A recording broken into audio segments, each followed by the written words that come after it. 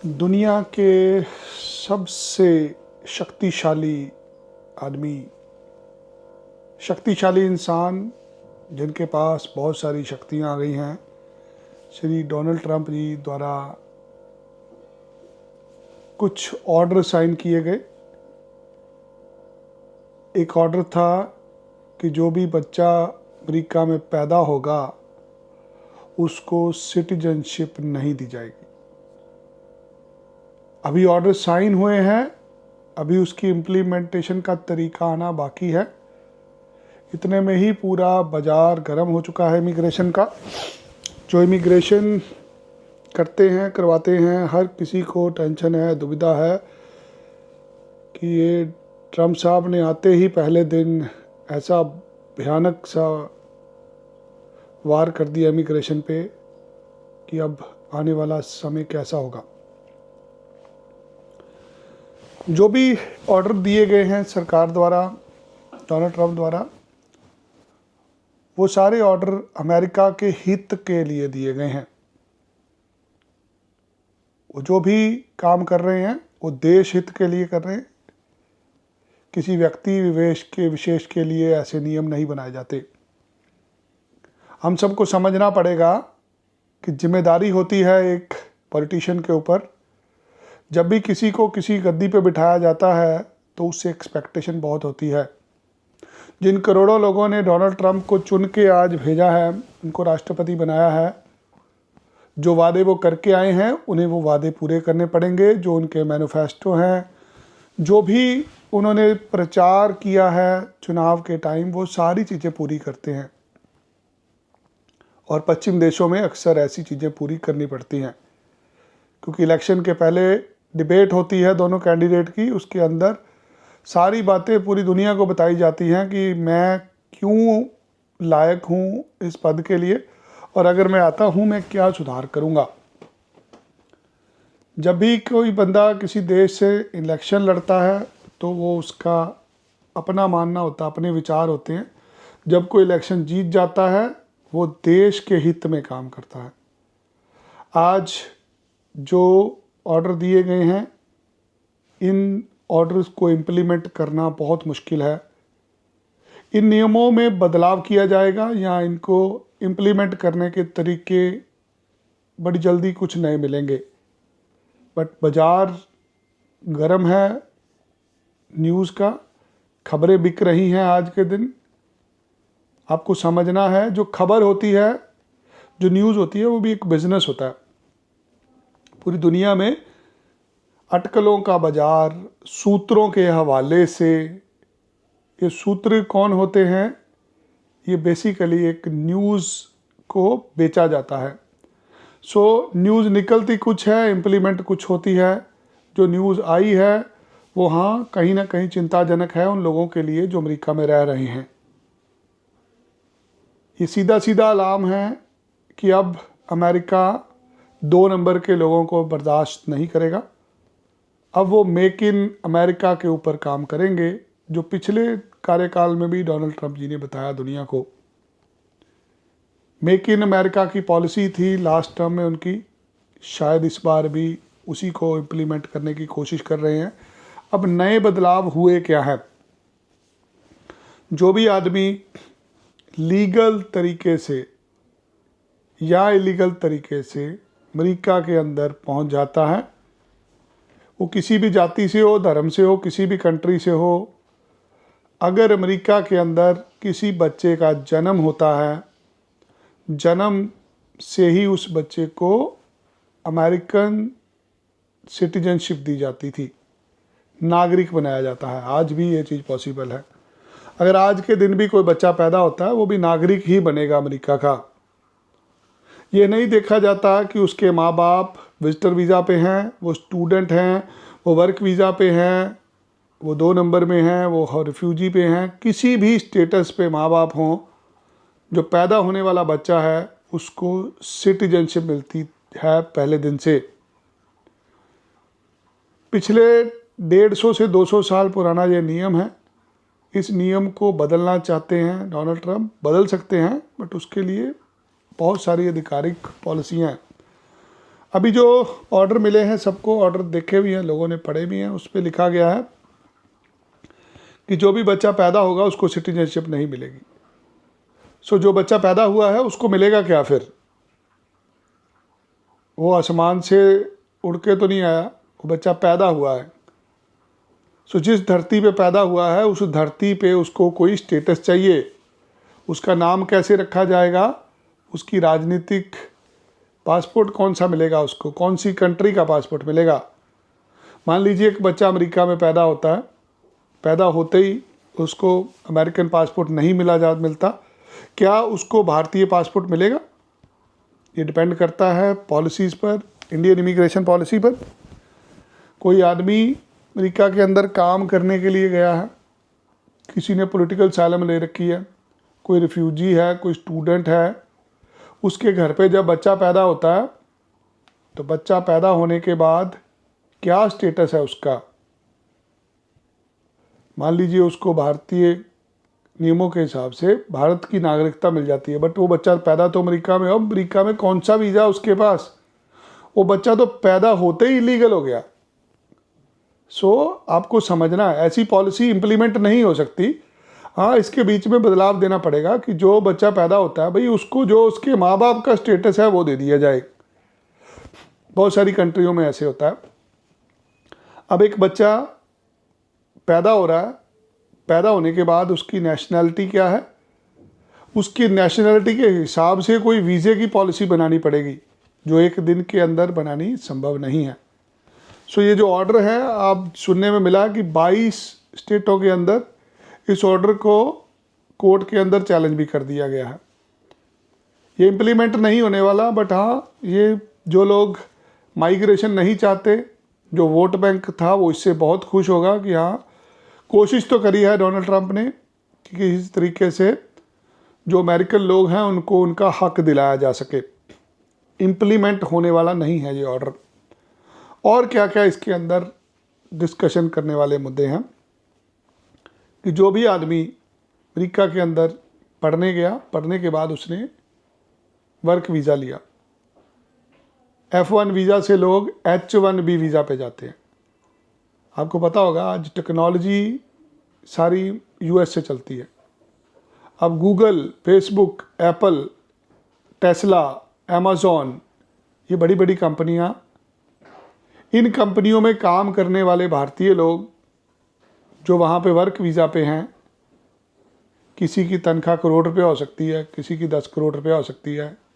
ये engineers, doctors जो काम करने के लिए गए हुए हैं, मान लीजिए एक डॉक्टर किसी सीनियर पोजीशन पे काम कर रहा है, उस डॉक्टर के घर पे बच्चा हो जाता है, तो वो डॉक्टर बच्चा कहाँ छोड़ेगा? क्या वो बच्चे को साथ लेके वापस आ जाएगा भारत? बच्चा तो पैदा होते ही इलीगल हो गया। अगर ये नियम लागू होता है तो वो डॉक्टर साहब को वापस आना पड़ेगा अगले दिन। जो बंदा गूगल में, एप्पल में काम कर रहा है, उसको वापस आना पड़ेगा जहाँ लोग बच्चे पैदा नहीं करेंगे। अब बच्चे पैदा नहीं करेंगे, ये काम तो संभव नहीं है, तो वापस भी कोई नहीं आने वाला।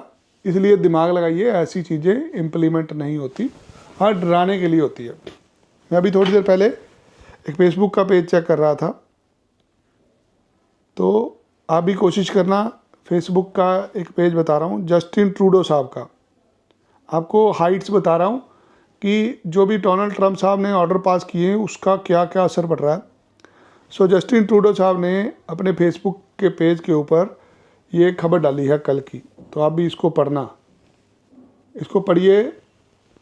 इस पर लिखा RCMP black hawk helicopter start patrolling Manitoba US border. RCMP in Manitoba say residents near the US border could start seeing and hearing Black Hawk helicopters on a regular basis on a national police force bolsters its presence in the area. The first patrol flight took off a day before the presidential inauguration of Donald Trump on Monday. Trump had threatened to impose steep tariff on Canadian grounds on his first day back in office unless Canada moved to stem the flow of illegal migrants and drugs into the United States. But the tariff did not monetize. Donald Trump साहब ने बोला हम जुर्माना लगाएंगे भैया तुम्हें, क्योंकि तुम्हारी कंट्री से इलीगल माइग्रेशन हमारी कंट्री में आ रहा है। सो समझना पड़ेगा कि आज कनाडा के प्रधानमंत्री जस्टिन ट्रूडो साहब को इस्तीफ़ा देना पड़ गया माइग्रेशन की वजह से, कि लोग भारत से विजिटर वीज़ा लेके कनाडा जाते हैं, वहाँ से अमेरिका में भाग जाते हैं। लोग पढ़ाई का वीज़ा लेके मॉन्ट्रियल जाते हैं, विनिपेग जाते हैं, वहाँ से भाग जाते हैं अमेरिका के अंदर। आज अमेरिका के अंदर जितनी भी माइग्रेशन हो रही है 2 नंबर में, ज़्यादातर पॉपुलेशन अब एंटर कर रही है कनाडा से। सो कनाडा के प्रधानमंत्री को भी इस्तीफ़ा देना पड़ा है, क्योंकि वहाँ पे भी रिसेशन है, इलीगल माइग्रेंट्स बहुत ज़्यादा एंटर हो गए हैं। कोरोना के बाद जो वीज़ा था वो कंप्यूटर के हाथ में पकड़ा दिया गया। सो जो भी कनाडा का वीज़ा 10 साल का मिलता है, या कनाडा का वीज़ा जिसको भी मिला है, वो वीज़ा कंप्यूटर ने दिया है। एक सॉफ्टवेयर बनाया था इन्होंने, चिनूक। सो कनाडा में जो प्रोसेसिंग हो रही थी, 15-15, 20-20 लाख फाइलें हर महीने लग रही थी, ये सारी फाइलें कंप्यूटर द्वारा प्रोसेस करी जा रही थी। उसी की वजह से ऐसे ऐसे लोग वहाँ पे पहुँच गए जो जाने नहीं चाहिए थे। अब सख्ती हुई है तो हर कोई अमेरिका के अंदर मूव हो रहा है। तो अमेरिका ने भी आज कैनेडियन बॉर्डर पर पेट्रोलिंग शुरू कर दी है। आने वाले समय में एक चीज़ तो बड़ी क्लियर है कि अब 2 नंबर के तरीके से जाना मुश्किल हो जाएगा।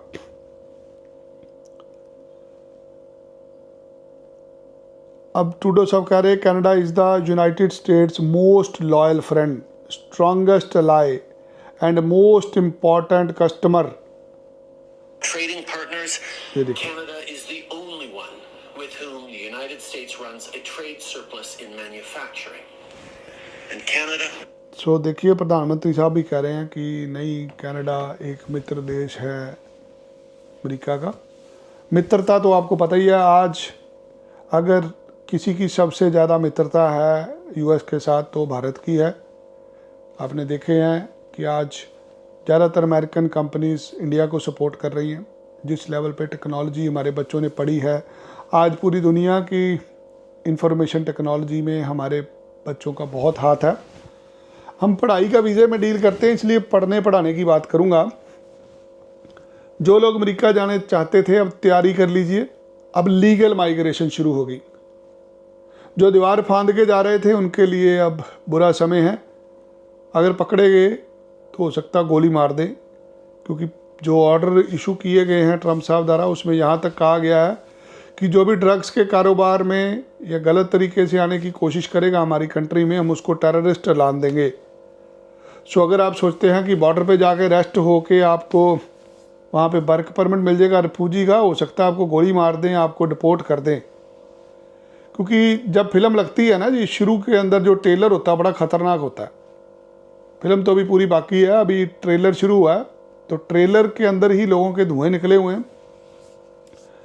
अब लीगल माइग्रेशन बढ़ेगी, जो दीवार फांदने वाला काम है वो बंद होगा। आंकड़े आए हैं सामने कि 40,000 लोग जेलों में बैठे हैं, उनको डिपोर्ट किया जाएगा। 7 लाख 8 लाख लोग जो रिफ्यूजी लेने के चक्कर में हैं उनको वापस करा जाएगा। जो हर साल लाखों लोग 2 नंबर में एंटर हो रहे हैं उनको भी वापस किया जाएगा। इतना आसान नहीं होता किसी को वापस भेजना, बट फिर भी सरकार है, ताकतवर हैं डोनाल्ड ट्रंप जी, जो भी वो कहते हैं वो करके दिखाते हैं। अब आने वाला समय लीगल माइग्रेशन का होगा।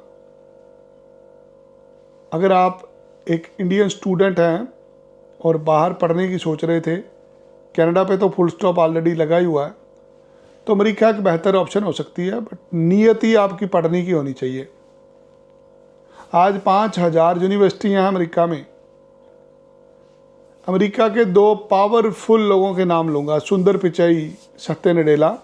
ये 2 ऐसे भारतीय विद्यार्थी जो अमेरिका में पढ़ने गए थे, आज अमेरिका में गूगल को हेड कर रहे हैं श्री सुंदर पिचाई साहब। माइक्रोसॉफ्ट के हेड सत्य नडेला जी, वो भी पढ़ने के लिए गए थे। सो जो अच्छे पढ़े लिखे लोग हैं उनकी बहुत वैल्यू है। जो पढ़ के ज़िंदगी में कामयाब होना चाहते हैं उनके लिए अमेरिका बहुत अच्छी ऑप्शन है। जो 2 नंबर में जाके ट्रक चलाना चाहते हैं, दीवार फांद के जाना चाहते हैं, ऐसे लोगों के लिए अब बुरा समय शुरू हो चुका है। अगले 4 साल तो लीगल माइग्रेशन ही प्रमोट होगी। सो एक भारतीय स्टूडेंट हैं, तैयारी करिए, I-20 मंगाइए, इंटरव्यू की तैयारी करिए। अब वीज़े में आपको बहुत बड़ा उछाल नज़र आएगा क्योंकि लीगल माइग्रेशन बढ़ेगी। हम आपकी पढ़ाई की वीज़ा लगा सकते हैं, बट उसके लिए आपके पास IELTS होना चाहिए, आपके अच्छे नंबर हों, अच्छी यूनिवर्सिटी में जाएंगे, ज़रूर आपको वीज़ा मिल सकता है। पिछले 2-3 महीने की बात करें तो 5% ही सक्सेस रेट है, 95% का वीज़ा रिफ्यूज़ हुआ अमेरिका का।